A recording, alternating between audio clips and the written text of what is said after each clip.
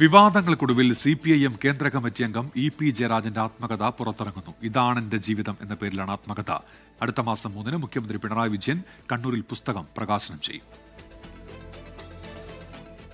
പേരും പ്രസാധകരും മാറി. EP ജയരാജന്റെ ആത്മകഥ പ്രസിദ്ധീകരിക്കുകയാണ്. മാതൃഭൂമി ബുക്സാണ് പുതിയ പ്രസാധകർ. കട്ടൻ ചായയും പരിപ്പുവടയും ഒരു കമ്മ്യൂണിസ്റ്റ് ജീവിതം എന്ന പേരിൽ EP-യുടെ ആത്മകഥ പുറത്തിറക്കുന്നുവെന്ന DC ബുക്സിന്റെ പ്രഖ്യാപനം വിവാദമായിരുന്നു.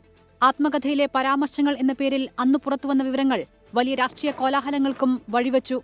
പാലക്കാട്, വയനാട്, ചേലക്കര ഉപതിരഞ്ഞെടുപ്പുകളുടെ ഘട്ടത്തിൽ പുറത്തുവന്ന പുസ്തകഭാഗത്തിൽ രണ്ടാം പിണറായി സർക്കാരിനെതിരെയും പാലക്കാട്ടെ അന്നത്തെ LDF സ്ഥാനാർത്ഥിയായിരുന്ന P. സരിനെതിരെയും പരാമർശങ്ങളുണ്ടായിരുന്നു.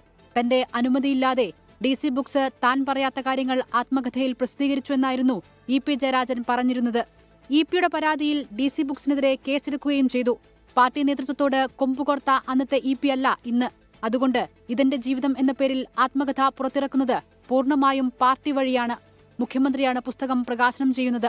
വിവാദമാകുന്ന ഉള്ളടക്കം ആത്മകഥയിൽ ഉണ്ടാകാനും സാധ്യതയില്ല. 24 കണ്ണൂർ.